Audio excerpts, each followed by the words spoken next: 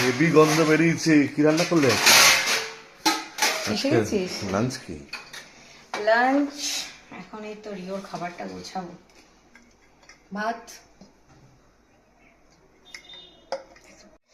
এই যে পেঁয়াজ লঙ্কা রয়েছে এখানে, যেটা ছাড়া তোমার আর তোমার ছেলের চলে না, খেতে গেলে পেঁয়াজ লঙ্কা আগে লাগে। আর এইখানে রয়েছে হচ্ছে কি বলতো এটা? পটল।